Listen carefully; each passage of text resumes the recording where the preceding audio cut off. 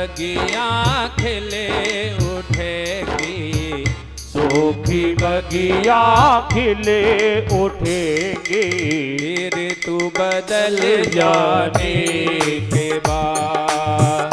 सूखी बगिया खिले उठेगी, ऋतु बदल जाने के बाद। कुछ न बिगड़ेगा तुम्हारा गुरु शरण आने के बाद। कुछ न बिगड़ेगा तुम्हारा गुरु शरण आने के बाद। हर खुशी मिल जाएगी चरणों में झुक जाने के बाद। हर खुशी मिल जाएगी चरणों में झुक जाने के बाद। हर खुशी मिल जाएगी चरणों में झुक जाने के बाद। हर खुशी मिल जाएगी चरणों में झुक जाने के बाद। आज यहाँ नारद जी तीनों लोकों में भ्रमण कर रहे हैं, देखना चाहते हैं क्या इस संसार में कोई सुखी है या नहीं है। लेकिन आया है नानक दुखिया सब संसार, ये सारा संसार दुखी है। कोई तन से दुखी है, कोई मन से दुखी है, कोई धन से दुखी है, नहीं तो संतान से दुखी है। नारद जी भ्रमण करते हुए वृंदावन धाम में पहुंचे, और जब वृंदावन धाम में पहुंचे हैं तो वृंदावन धाम में पहुंचकर एक दृश्य देख रहे हैं, और उस दृश्य को देखकर चकित हो गए। ततास्ते मया दृष्टम श्वेतां तन्मयीनीश्वरम्, एका तु तरुणी तत्र निशाणे खिने मानसम्। एक दृश्य देख रहे हैं, और दृश्य कैसा है? एक युवती यमुना किनारे बैठी हुई है, उसके जंघा पर दो वृद्ध पुरुष लेटे हुए हैं सिर रखकर। बहुत सी सखियां पंखा जल रही हैं। जब बहुत सी सखियों को पंखा जलते हुए देखा है, उन दो वृद्ध पुरुषों को उनकी जंघाओं पर सिर रखकर लेटे हुए देखा, तो नारद जी पूछ बैठे हैं, काशी त्वं काम मोचे मां नार्यां पदमलोचन। हे देवी, आप कौन हैं? और ये जो आपकी जंघाओं पर सिर रखकर लेटे हुए हैं, ये कौन है? बहुत सी सखियां पंखा जल रही हैं, ये कौन है? वदम देवी सविस्तारम स्वस्य दुखस्य कारणम। तुम्हारे दुख का कारण क्या है? जैसे ही पूछा है तुम्हारे दुख का कारण क्या है, तो आज यहां रोना प्रारंभ कर दिया है। क्योंकि दुखी व्यक्ति से कोई पूछ ले कि तुम्हारे दुख का कारण क्या है, तो उसकी आंखों से अकस्मात आंसू निकलने प्रारंभ हो जाते हैं, रोना प्रारंभ हो जाता है। और रोते रोते क्या कह रहे हैं? अहम भक्ति रीति ख्याता इमो में तनयो मत ज्ञान वैराग्य नामान काल योगे नजर जरा। अहम भक्ति रीति ख्याता, मैं कौन हूं? भक्ति देवी। और ये दोनों मेरे पुत्र हैं, ज्ञान और वैराग्य, जिनके सिर मेरी जंघाओं पर रखे हुए हैं। ये बहुत सी सखियां पंखा जल रही हैं, ये कोई और नहीं, पवित्र नदियां हैं। अब नारद जी चिंता में पड़ गए। मां तो यौवन अवस्था में है और पुत्र वृद्ध अवस्था में। ये ऐसा कैसे हो सकता है? काल योगे न चर्चरा, ये कलियुग का प्रभाव है महाराज, ये कलियुग की दृष्टि है, जिसके कारणवश संतान तो वृद्ध अवस्था को प्राप्त हो गई और माता को अभी यौवन अवस्था है। समझाना चाहते हैं। जैसे ही पूछा है,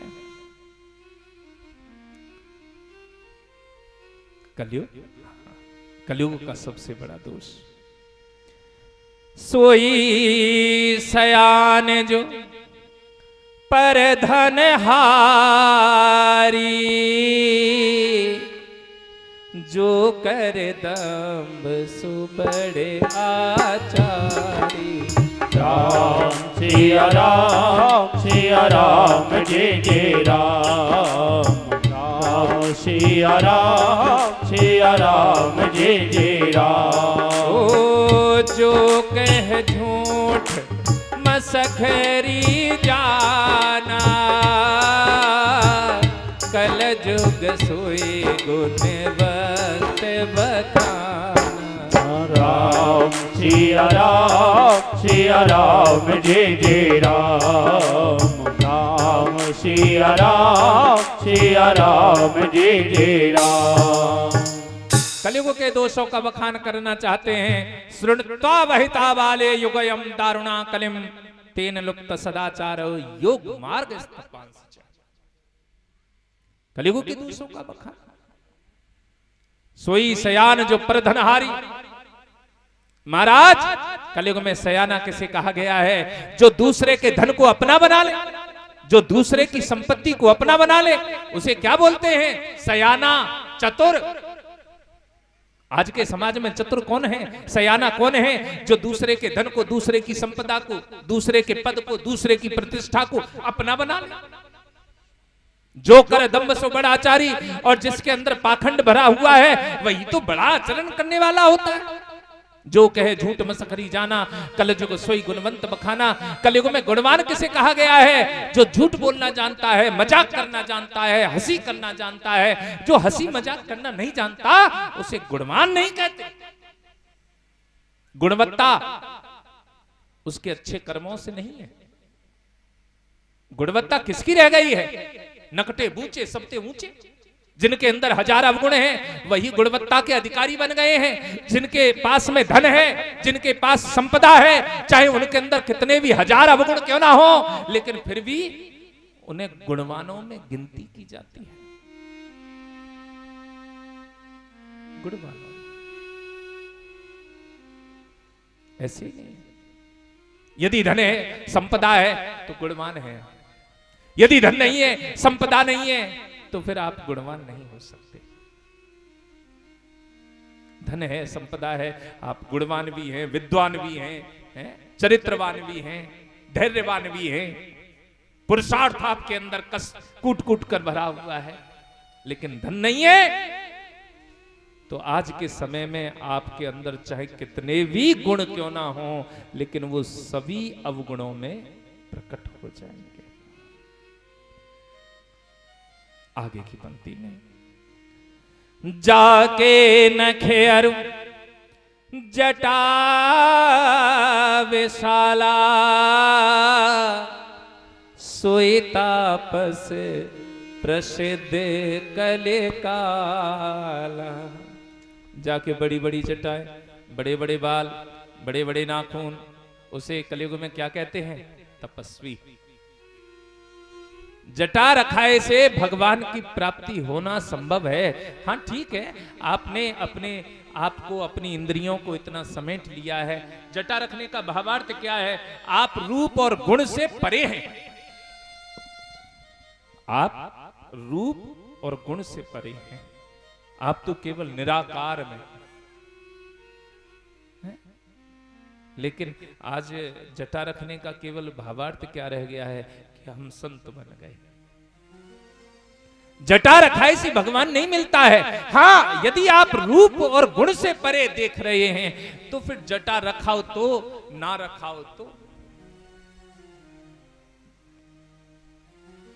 भगवान के लिए किसी भी सिंबल की आवश्यकता नहीं। ये ना सोचें कि आप पैंट शर्ट पहनते हैं तो फिर आपको भगवान नहीं मिलेंगे। आप धोती कुर्ता पहनते हैं तो आपको भगवान जल्दी मिल जाएंगे। आप ऐसे वस्त्र पहनेंगे तो भगवान जल्दी मिलेंगे। श्वेत वस्त्र पहन लिए या पीत वस्त्र पहन लिए या नारंगी वस्त्र पहन लिए तो आपको भगवान से मिलन जल्दी हो जाएगा, ऐसा नहीं है। वस्त्रों से, हाँ, वस्त्रों से मन में शांति होती है। श्वेत वस्त्र पहनने से हमारा मन चलायमान नहीं होता, इसके अंदर भड़काऊपन नहीं आता है। लेकिन मैं ये नहीं कहूंगा कि हर रंग भगवान ने नहीं बनाया है। क्या सफेद रंग ही भगवान ने बनाया है?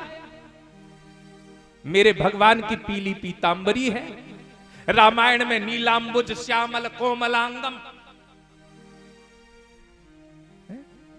काली कमलिया है, राम जी के नीले वस्त्र हैं।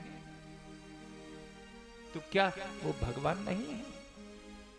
किसी वस्त्र को पहनने से भगवान जल्दी मिल जाएगा, किसी वस्त्र को पहनने से भगवान देरी से मिलेगा, ऐसा नहीं।